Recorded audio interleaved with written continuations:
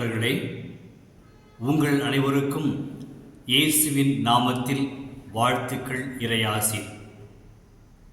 இன்று ஜூன் மாதம் 15ஆம் தேதி 2025.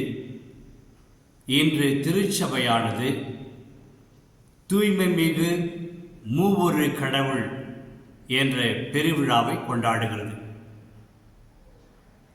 இன்றைய நற்செய்தியில், யோவான் நற்செய்தியில் மிக தெளிவாக இயேசு பேசுகிறார். என்ன பேசுகிறார்? உண்மையை வெளிப்படுத்துகிற தூய ஆவியார் வரும் பொழுது உங்களை முழு உண்மைக்கு வழிநடத்துவார். முதல் செய்தி. இரண்டாவது, வரப்போகிறவற்றையெல்லாம் உங்களுக்கு அறிவிப்பார். இந்த தூய ஆவியார் தாமாக பேச மாட்டார். என்னிடமிருந்து கேட்டு பெற்று பேசுவார். நான் பெற்றிருப்பது எல்லாமே தந்தையுடையவர். அவர் தூய ஆவி என்னை மாட்சிப்படுத்தும் பொழுது தந்தையை மாட்சிப்படுத்துகிறார். அன்பர்களே, இந்த மூவொரு கடவுள் என்பதை புரிந்து கொள்ள நாம் முயற்சித்தாலும் முழுமையாக புரிந்து கொள்ள முடியாது, அறிவுக்கு எட்டாது. ஆனால் இயேசு யோவான் நற்செய்தியில் 8ஆம் அதிகாரத்தில் மிக தெளிவாக சொல்வார், நானே உலகின் ஒளி. என்னை பின் செல்கின்றவர்கள் இருளில் நடக்க மாட்டார்கள், அவர்கள் ஒளியில் நடப்பார்கள். இதாங்க உண்மை. அந்த தூய ஆவியார் சொல்லுகிற அந்த உண்மை, தூய ஆவி வழிநடத்துகிற அந்த உண்மை பாதை வேறு எதுவும் கிடையாது. அந்த உண்மை என்னவென்றால் இயேசுவே அந்த உண்மை. அந்த இயேசு என்ன செய்கிறார்? இயேசுவே உலகின் ஒளி ஆவார். இந்த உலகம் கடவுளால் படைக்கப்பட்டிருந்தாலும் மாய கவர்ச்சிகளால், சாத்தானின் சூழ்ச்சியால் இருளடைந்திருக்கிறது. இதை மீட்டெடுப்பதற்காகத்தான் இயேசு பிறந்தார், இவ்வுலகில் பணி செய்தார். இதை பணி செய்கின்ற காலத்தில் மீண்டும் மீண்டுமாக தன்னுடைய போதனையில், தன்னுடைய நிகழ்த்திய அற்புதங்களில் இயேசு சொல்லிக் கொடுத்ததையெல்லாம், நானே உலகின் ஒளி, என்னை பின்பற்றி வாழுங்கள். என்னை பின்பற்றுகிறவர்கள், என்னை வழிநடப்பவர்கள் ஒருபோதும் இருளில் நடக்க மாட்டார்கள். இருள் நமக்கு தெரியும், வேதனை அளிக்கும், பயமுறுத்தும், அச்சத்தை கொடுக்கும், அது வாழ்க்கையை கொடுக்காது. ஆனால் என்னை நம்பி வருகின்ற எவரும் எப்போதுமே ஒளியில் நடப்பார்கள். என்ன ஒளி? நேர்மையின் ஒளி, உண்மையின் ஒளி. அந்த ஒளியில அங்கு இருள் இருக்காது, மாறாக நான் இருப்பேன். அதான் திரும்ப யோவான் நற்செய்தியில் மீண்டும் இயேசு 14ஆம் அதிகாரத்தில் சொல்லுவார், நானே வழியும் உண்மையும் வாழ்வும். அப்ப மனிதர்களாகிய நமக்கு இயேசு ஒருவர் மட்டுமே வழியாவார். 1000 வழிகள் இருக்கிறது.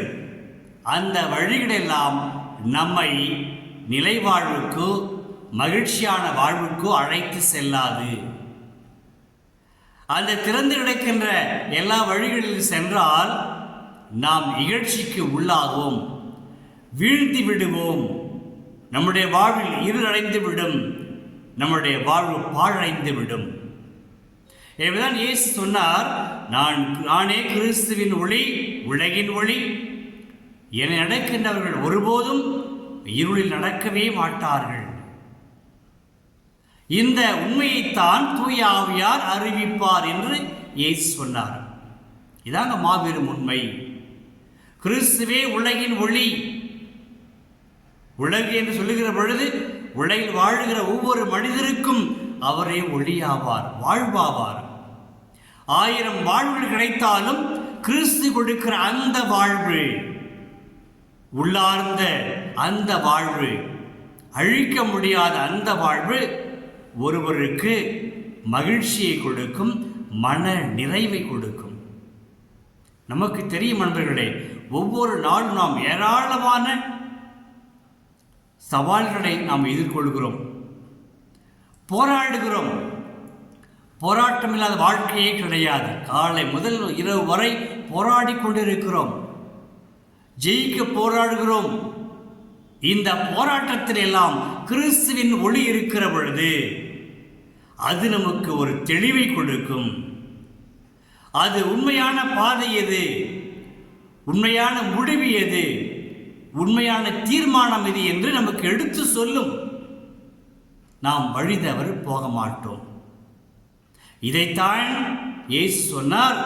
அந்த உண்மையை உறக்க சொல்லுகிற தூய ஆவியார் வருகிற பொழுது உங்களை முழுமையான உண்மைக்கு வழிநடத்துவார். நாம் எல்லாம் திருப்பயணிகள். ஒரு நாளில் நம்முடைய வாழ்வு முடிவது கிடையாது. ஆண்டுகள் பல நாம் வாழ்ந்து கொண்டிருக்கிறோம். இந்த வாழ்க்கையில் இருள் இல்லாமல் இருளை வெறுற்றி அந்த ஒளியான வாழ்விற்கு தூய ஆவியார் நம்மை கரம் பிடித்து வழிநடத்துவார்.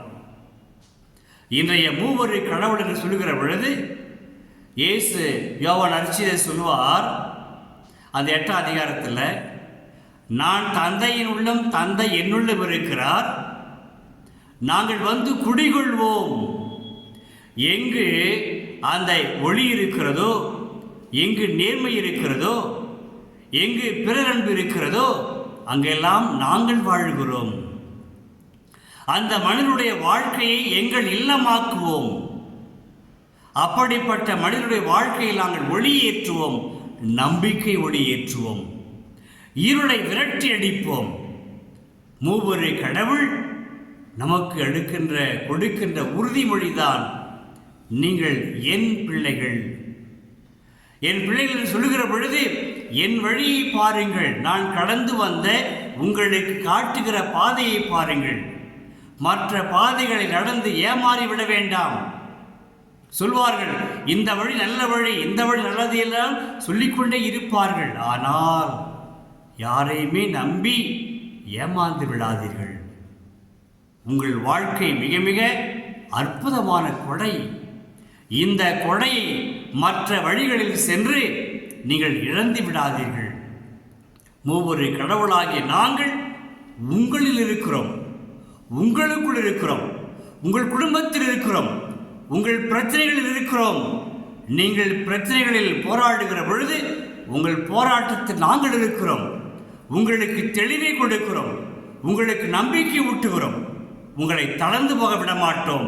என்றால் நாங்கள் உயிர் வாழுகிற மூவரு கடவுள், உங்களை வாழ வைக்கிற கடவுள். அன்று இஸ்ராயல் மக்களை வாழ வைத்தோம், இன்றும் உலகை வாழ வைத்துக் கொண்டிருக்கிறோம். போராட்டங்களுக்கு மத்தியில், சோதனைகளுக்கு மத்தியில், இடுக்கண்களுக்கு மத்தியில் நாங்கள் உங்களோடு இருக்கிறோம். இதாங்க இன்றைய பெருவிழா நமக்கு கொடுக்கிற செய்தியாகும். இயேசுவே உண்மையான வழி, இயேசுவே உண்மை, அவரை தவிர வேறு உண்மை கிடையாது. அந்த உண்மையை நோக்கி நாம் திருப்பயணிகளாக நம்பிக்கையோடு செல்வோம். திருச்சபை நம்மை அரவணைத்துக் கொள்கிறது, நமக்கு நம்பிக்கை ஊட்டுகிறது, நமக்கு ஒளி ஊட்டுகிறது. எனவே அந்த கடவுளை போற்றி புகழ்வோம். சிவிப்போமா?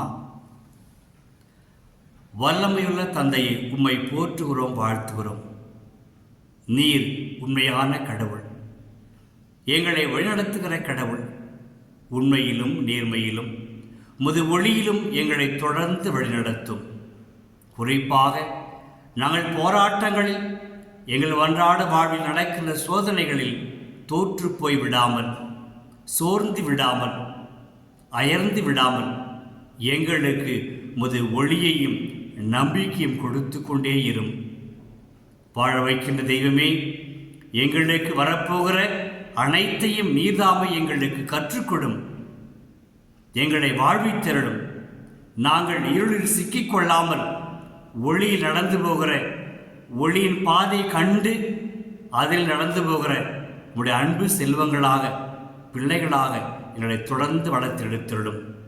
இவற்றை உமகன் இயேசு கிறிஸ்து வழியாகவே ஜெபிக்கிறோம் தந்தையே. ஆமேன், ஆமேன்.